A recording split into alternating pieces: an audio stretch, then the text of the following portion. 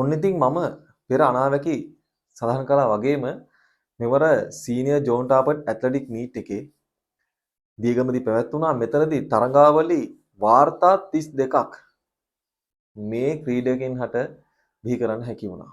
තරඟාවලි වාර්තා 32ක් කියන්නේ මම හිතන්නේ මේ කම්පිටිෂන් එක නැත්තම් මේ තරඟාවලිය පට්ටම සාර්ථකයි. වචනින්ම කිව්වොත්.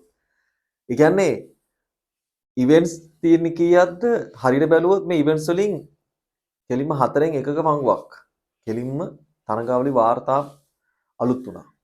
එතකොට මේ ක්‍රීඩකින් කොයිතරම් පීක් එකක නැත්තම් දක්ෂතාවයේ කොප්පරෙම මට්ටමක ඉන්නවද කියන එක අපිට තේරුම් ගන්න පුළුවන්. ගිය අවුරුද්දේ 5 වෙනි ස්ථානයේ රැඳී සිටපු පාසල පිරිමි විදුහල මෙවර වුන් ශූරතාවයේ දිනා ගන්නවා. ඉතින් ජෝන් ටවර්ට් මීට් එක ඔයගොල්ලෝ බැලුවා නම් ඔයගොල්ලෝ මේ විදි ගොඩක් විස්තර දන්නවා. හැබැයි ඕගොල්ලන්ට මේක සහභාගී වෙලා විස්තර එහෙම මෙහෙම කණින් කොනින් නම් දැනගන්න ලැබුණේ මේ වීඩියෝත් එක දිගටම රැඳිලා ඉන්න ඉවරනකම් බලන්න සම්පූර්ණ විස්තර දැනගන්න පුළුවන් මේ ජෝන් ටාපර්ට් මීට් එක ගැන. ඒ වගේම අපේ channel එක subscribe කරන්න, like කරන්න, share කරන්න, තව කෙනෙක්ට මේක බලන්න. ඉතින් වීඩියෝ එක පටන් ගන්න කලින් කියනවා මේ මීට් එක නම් පිස්සුවක් තනිකර. ඉතින් අපි විස්තර කෙටියෙන් සරලව හැමදේම ගැන කතා කරන්නයි යන්නේ. අපි එහෙනම් බලමු 2025 රිස්බරි ජෝන් ටාපර්ට් සීනියර් ඇත්ලටික් මීට් එකේ මොකද වුනේ කියලා.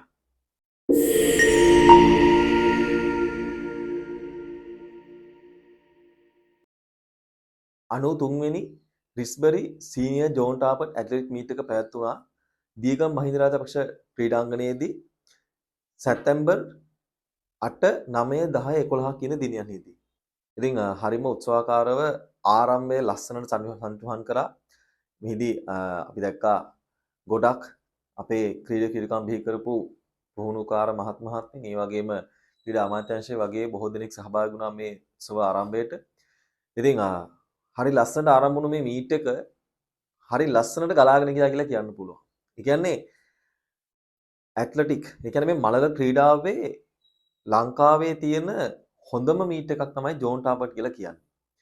මතක් කරන්න ඕනේ ජූනියර් මීට් එක පැවැත්වෙනවා ඔක්තෝබර් 30 31 නොවැම්බර් 1 2 3 ඇඹිලිපිටිය මහජන ක්‍රීඩාංගණයේදී. අනිවාර්යයෙන් මේ ගැනත් අපි ඔයගොල්ලෝ විස්තර කියන බලාපොරොත්තු වෙමින් ඉන්නවා. පෞද්ගලිකව මම පුහුණු කරන ළමයි කිහිප දෙනෙක්, ඒ පාසල් ළමයි කිහිප දෙනෙක් සහභාගී වෙනවා.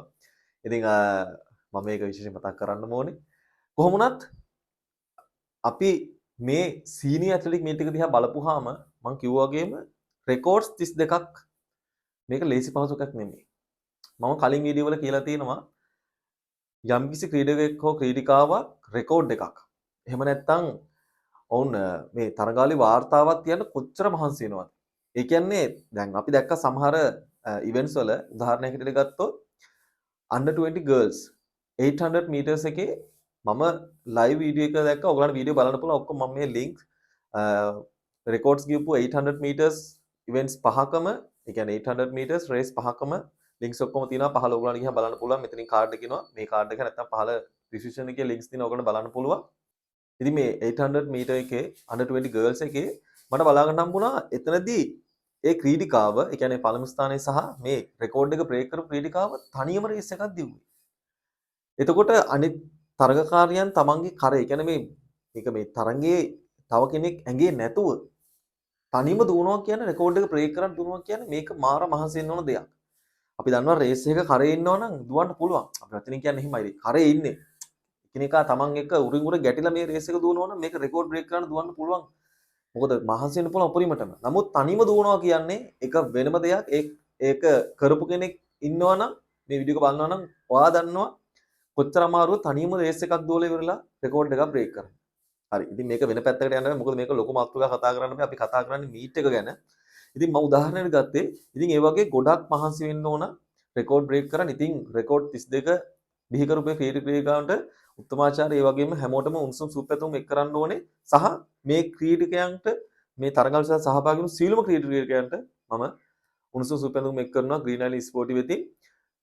ඉතින් මෙතනදී විශේෂයෙන් මම දැක්කා මං කලින් කිව්වා වගේම 800 ඉවෙන්ට් එකේ, ඒ කියන්නේ 800 meters ඉවෙන්ට් එකේ වයස අවුරුදු මේකේ තියෙන වයස් කාණ්ඩ 3යි 16න් 15 18න් 15 20න් 15.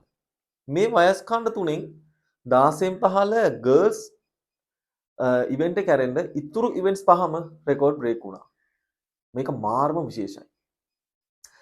ඉතින් ඒ කියන්නේ ක්‍රීඩකයන් එදාට වඩා අද ගොඩක් ඩෙවලොප් වෙලා ඉන්නවා. ගොඩක් මහන්සි වෙනවා. ඒගොල්ලෝ ඒගොල්ලන්ගේ මේ ඉලක්ක කරා හඹා යනවා අපි දකින්න පුළුවන්. 2003 පැවතුණු වාර්තාවක් අලුත් වුණා 20න් 15 පිරිමි මීටර් 800 තරඟය. අවුරුදු 22ක් පැරණි වාර්තාවක්.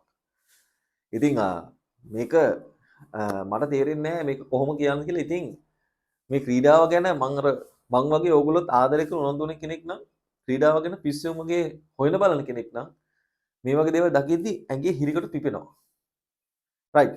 අපි ඉතින් වැඩි විස්තර කතා කරන්න කලින් අපි ඉක්මනට යන් මීට් එකේ රිසල්ට්ස් එකට මේකේ මම කිව්වා එක පාසලක් ගැන. ඉතින් අපි බලමු ඉක්මනට මේ විස්තර ටික මොනවද කියලා. ඉතින් සීනියර් ජෝන් ටාපර්ට් මීට් එකේ දක්ෂතම ක්‍රීඩකයා සහ ක්‍රීඩිකාව ගැන මම මුලින්ම කතා කරන්න කැමතියි. හේතුව තමයි අමගමුව මධ්‍ය විද්‍යාලයේ අයෝමාල් අකලංක. අයෝමාල් අකලංක ගැන වෙනම අපි කතා කරන්න ඕනේ. මොකද ඔහු හරි විශේෂ ක්‍රීඩකයෙක්.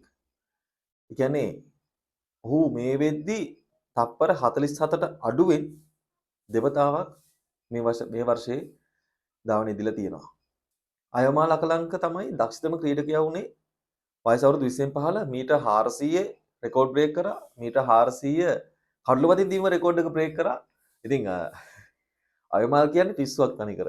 රයිට්. ඉතින් මේ වෙද්දි ලංකාවේ නැගීගෙන හොඳම මීටර් 400 ක්‍රීඩකයා කියලා මට කියන්න පුළුවන් එකෙන්ම. අයෝමාල් අකලංක මීටර් 400 තරඟය තප්පර 46.59ක තරඟය කාලයක් වාර්තා කරමින් නිමා කරලා එතනදී නැවත වාර්තාවක් පිහිටුවනවා. ඒ වගේ මීටර් 400 කඩලුවතින් දීම තප්පර 50.5ක තරඟ කාලයක් නිමා කරලා නැවත වාර්තාවක් පිහිටුවනවා මේ 20න් 15 වයස් කාණ්ඩේ. ඉතින් මාරම ෆෝම් එකේ ඉන්නේ. ඔහු මේ තප්පර 46 තප්පර 47 අඩුවෙන් දෝපු මේ වර්ෂයේ මං කිව්වා දෙවෙනි වතාව. ඒ වගේම දක්ෂතම ක්‍රීඩිකාව වුණා ජිත්මා විජේතුංග.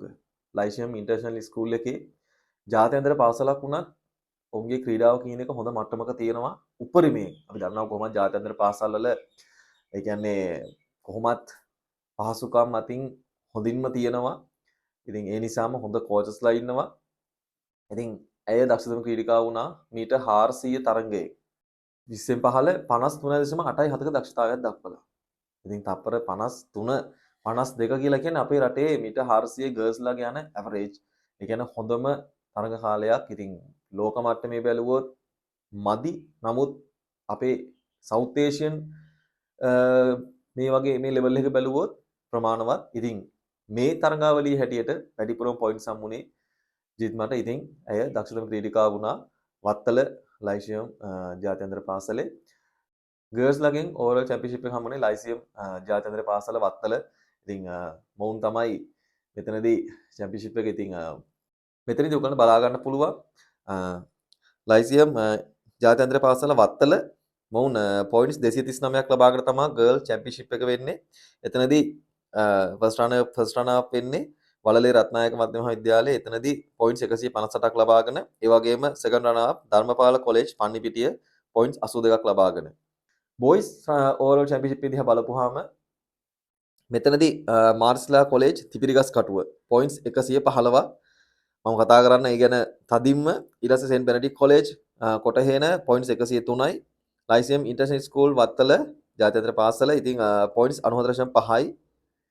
මෙන්න මේ විදිහට බොයිස් ඕවරෝල් චැම්පියන්ෂිප් එක පෙළගැසෙද්දී මම කතා කරන්න ඕන මම මුලින්ම කිව්වා ඔයගලන්ට ගිය අවුරුද්දේ 5 වෙනි ස්ථානයේ තමයි හිටියේ තිපිරිගස් කටුව මාර්ස්ලා විද්‍යාලය. එතකොට මොවුන් පිරිමි ශූරතාවයෙන් ගිය අවුරුද්දේ 5 වෙනි ස්ථානයේ. ගිය අවුරුද්දේ පළවෙනි ස්ථානයේ හිටියේ වෙන්නප්පුව ජෝසප් පාස් විද්‍යාලය. ඉතින් අපේ සහෝදර පාසල මගේ ප්‍රදේශයේ. ඉතින් කොහොම වුණත් ඔවුන්ට මෙවර පළවෙනි ස්ථාන තුනවත් හිමි වුණේ නැහැ ජෝසප් පාස් විද්‍යාලයට. පසුබෑම් වෙනවා. එහෙම තමයි නැගී හිටිනවා පසුබෑම් වෙනවා. ඉතින් මේක සාමාන්‍ය දෙයක්. කොහොම වුණත් මේ නැගී සිටීම ඉතින් ගත්තාම තිබිරිගස් කටුව ඉතාම හොඳයි විශිෂ්ටයි. ඔවුන්ගේ ප්‍රධාන පාසල වෙච්ච මාර්ස්ලා නිගම්බෝ මේ බ්‍රාන්ච් එකටත් අභිබවමින් ඔවුන් මොකද නිගම්ම මාර්ස්ලා එක අපි දැක්ක පළවෙනි ස්ථාන තුනේවත් නැහැ. එතකොට තිබිරිගස් කටුව ලොකු වෙනස්කම් සමගින් අලුත් දේවල් අත්දැක බලමින් හොඳම දේ කරලා තියෙනවා කියන්න පුළුවන්. හොඳම දේ කරපුවුන්ට හොඳම දේ ලැබුණා ඕවරෝල් චැම්පියන්ෂිප් එක. ලොකු ලකුණු මාජින් එකක් එක. ඉතින් නියමයි උන්සු සුපැතුම් මේ පාසල් දෙකටම මම මාර්ස්ලා විද්‍යාලය ගැන කතා කරොත් මේ තිබිරසොඩු බ්‍රාන්චය ගැන වසර 22යි තාම පාසලට. පාසල ආරම්භ කරලා වසර 22යි. වසර 22ක් යත්ම මොවුන්ට හැකි වුණා හොඳම ලෙවල් එකේ තියෙන. මං හිතන්නේ පාසල් වලින් ගත්තහම උපරිම පහසුකම් තියෙනවා, හොඳම කෝචස්ලා ඉන්නවා. ඔවුන් ඒ දේට ඒ ක්‍රීඩිකාවන් මේ ළමුන් උපරිම සාධාරණ කිටු කරනවා. ඔවුන්ට ලබා දෙන දේවල් වලින් ඔවුන් උපරිම ප්‍රයෝජන අරගෙන මේ වගේ ලොකු කීර්තිනාමයක්, ලොකු ජයග්‍රහණයක් ඒ පාසල ලබා දීලා තියෙනවා. ඉතින් ලේසි නෑ ජෝන් ටාපර්ට්. ඒ කියන්නේ මේ ඉතින් සමස්ත ලංකා මට්ටමේ මේ වගේ තරගාවලියක ශූරතාවය, පිරිමි ශූරතාවය දිනා ගන්න කියන්නේ ලේසි දෙයක් නෙමෙයි. ඉතින් උපරිමයි, නියමයි, ජය වේවා කියලා කියන්න පුළුවන් අපිට. වත්තල ලයිසින් පාසල කොහොමත් මේ අවුරුදු කීපයක ඉඳන් පීක් එකේ හිටියා. ඉතින් ඒ නිසා ඔවුන් ගර්ල්ස් එකේ ශූරතාවය දිනා ගන්නවා. අපි ඊළඟට බලන්න ඕනේ ජූනියර් ජෝන් ටාවර්ට් මීට් එක මම කව ඔක්තෝබර් 30 31 සහ නොවැම්බර් 1 2 3 දිනදී පැවැත්වෙනවා. මෙතනදී කවුද අපි බලමු ඕවරෝල් චැම්පියන්ෂිප් එක දෙන්නේ කියලා බොයිස් ඇන්ඩ් ගර්ල්ස් බලාපොරොත්තු වෙමු. ඉතින් මේ පාසල් දෙකම පැමිණිය එකේ තමයි මගේ නම් අදහස. බලමු මේ අනාවැකියත් හරියයිද කියලා. මගේ හිතෙන්නෙම මේ පාසල් දෙකම බොයිස් ඇන්ඩ් ගර්ල්ස් චැම්පියන්ෂිප් එක ගනිය කියලා. වෙනසක් කරන්න ඉතින් ගොඩක් ඉස්කෝල වලට පුළුවන්. බලමු මොකද්ද වෙන්නේ කියන එක. ඊළඟට අපි කතා කරොත් රෙකෝඩ්ස් ගැන. මම කිව්වා රෙකෝඩ්ස් 32ක්. තරංගාවලියේ වාර්තා 32ක් බිහි වුණා, අලුත් වුණා.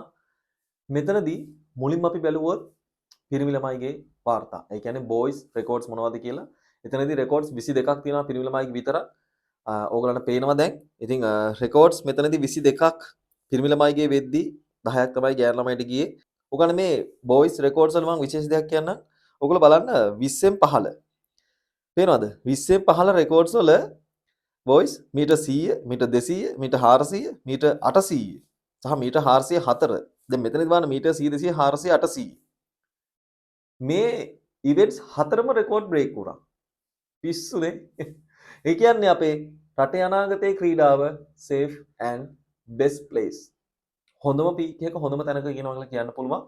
මොකද අපි ගොඩක් දැකලා තියෙනවා පසුගිය අවුරුදු වල ඒ කියන්නේ මම ක්‍රීඩා කරන කාලේ වුණත් වයස අවුරුදු 20න් 15 21න් 15 කියන මේ වයස් කාණ්ඩ වෙද්දී ක්‍රීඩකයන්ගේ පර්ෆෝමන්ස් අඩු වෙනවා. මොකද ඒගොල්ලෝ A levels කියන මේ එක්සෑම් එකට මහන්සිලා ගොඩක් ක්‍රීඩකයෝ ක්‍රීඩාව අතාරිනවා. ඉතින් නමුත් මේ වෙද්දී මේ හොඳම ලෙවල් එකක ඉන්නවා කියලා කියන්නේ. ඒ කියන්නේ වයස අවුරුදු 16න් 15 18න් 15 කියන මේ වයස් කාණ්ඩ වලට වඩා පර්ෆෝමන්ස් තියෙනවා නම් 20න් 15 ක්‍රීඩිකාවන්ගේ ඒක තමයි වෙන්න ඕනේ. ඒ කියන්නේ ඒ වයස් කාණ්ඩයට අනුව ඔවුන් මේ පර්ෆෝමන්ස් තියෙන්න ඕනේ. අපි දැකලා තියෙනවා ගොඩක් වෙලාවට 18න් 15 ක්‍රීඩිකාගේ පර්ෆෝමන්ස් හොඳයි 20න් 15 කට්ටියට වඩා. සමහර අවුරුදු වල මම දැකලා තියෙනවා සමහර අවුරුදු වල. හැබැයි මේ අවුරුද්දේ එක වෙනස් වෙලා ඒ පර්ෆෝමන්ස් එක මොකද ඒ ජේෂ්ඨත්වයට ගැලපෙන පර්ෆෝමන්ස් එකක් තියෙනවා. හොඳ සතුටු වෙන්න පුළුවන් කාරණාවක්. ඉතින් good points අපේ ශ්‍රී ලංකා ඇත්ලටික් වලට රටේ අනාගතයට. ගර්ල්ස් ලාගේ රෙකෝඩ්ස් 10ක් තමයි අලුත් වෙලා තියෙන්නේ. එතනදී මීටර් 16න් 15 මීටර් 200 මීටර් 100 කඩළු මතින් තිබීම, ඒ වගේම තුම්පීම සහ 104 වයස අවුරුදු 18න් 15 මීටර් 100 මීටර් 200 උස පැනීම මීටර් 104 සහ මීටර් 404 වයස අවුරුදු 20න් 15 මීටර් 800 පමණයි රෙකෝඩ්ස් බ්‍රේක් වෙලා අලුත් වෙලා තියෙන්නේ. ඉතින් 2025 වර්ෂයේ සීනියර් ඇත්ලීට් ජෝන් ටාපර්ට් මීට් එක රිට්ස්බරි අනුග්‍රහයෙන් පැවැත්වෙලා මේ වෙද්දී සියලු කටයුතු සාර්ථකව නිම වෙලා හොඳ රිසල්ට් එකක් එක්ක මීට් එක අති සාර්ථකයි කියලා කියන්න පුළුවන්. ඊළඟට ඔක්තෝබර් මාසයේ පැවැත්වෙන නියමිතයි ඕල් අයිලන්ඩ් ස්කූල් ගේම්ස් 2025. කියන්නේ සමස්ත ලංකා තරඟ මේකෙත් මම හිතනවා රෙකෝඩ්ස් බ්‍රේක් වෙයි කියලා. බොහෝ දුරට දියගම මහින්ද රාජපක්ෂ ක්‍රීඩාංගණයේදීම මම හිතන්නේ මීට් එක පැවැත්වෙයි. මොකද කාපට් එක අනිවාර්යෙන් තියෙන්න ඕනේ. එතකොට තමයි දක්ෂයින් තවත් හොඳ දක්ෂතාවයන් දක්වලා මේ වගේ රෙකෝඩ්ස් ගානක් බ්‍රේක් වෙලා හොඳම තරඟ වාර්තා ඒ වගේම හොඳම තරඟ දක්ෂතාවයන් අපිට දකින්න පුළුවන්. මේ වගේ මේ ග්‍රවුන්ඩ් එක ගන්නවට වඩා කාපට් ස්ටේඩියම් එකේ ගන්න පුළුවන් නම් තමයි වටින්නේ. මම හිත අනිවාර්යෙන්ම ස්කූල් ඕල් අයිලන්ඩ් මීට් එකත් අනිවාර්යෙන්ම දීගම මහින්ද රාජපක්ෂ ක්‍රීඩාංගණයේ පැවැත්වෙයි. මොකද අපි දන්න විදිහට සුගතදාස ක්‍රීඩාංගණයේ මේ වෙද්දී කිසිදු තරගයක් පැවැත්වෙන්නේ නැහැ. අපි දැක්කා ජුනි මාසේ පැවැත්වුණා ජූනියර් ෂල් මීට් එක. මේකට වඩා මේ සීනියර් ජෝන් ටාවර් මීට් එක හොඳටම සාර්ථකයි. ක්‍රීඩකයන් ගොඩ දෙනෙක් සහභාගී වුණා. මම හිතන්නේ 10 ගාණක් ක්‍රීඩකයෝ සහභාගී වුණා. සහභාගීලා තමයි මේ දක්ෂතාවයට ඇවිල්ලා තියෙන්නේ. කොහොම වුණත් ජයග්‍රහණය කළ නොකළ හැමෝටම සහභාගී සියලු දෙනාටම අපේ උණුසුම් සුවපැතුම් එක් කරන්න ඕනේ. මොකද මේ අවුරුද්දේ පෙරදුනත් ඔබ ලබන අවුරුද්ද අනිවාර්යෙන් ජයග්‍රහණය කරන්න ඕනේ. ඒ අදිෂ්ඨානයේ තියාගන්න. ක්‍රීඩකයන් කියලා කවදාක්වත් පසුබහින පිරිසක් නෙමෙයි. වැටි වැටි හරි නැගිටින ජය පරාජය දෙකටම අපි බාර ගන්න ලැහැත්තිලා ඉන්න ක්‍රීඩකයන් වුණාම හැබැයි කවදාකවත් වැටෙන්නේ නැහැ. හැමදාමත් නැගිටිනවා විතරයි. නැගිටින ක්‍රීඩකයන් තමයි කවදා හරි දවසක මේ ලෝකේ ජය ගන්න. හරි. එහෙනම් ඉතින් ආයෙත් මේ වගේ ජවයෙන් යුතු ලස්සන ක්‍රීඩාවේ භාෂාවෙන් කතා කරන අපේ මල ක්‍රීඩාව ගැන ලස්සන වීඩියෝ එකක් අරගෙන මං එන්න. එහෙනම් හැමෝටම ජය වේවා. හම්බෙමු ඊළඟ අලුත් වීඩියෝ එකකින්.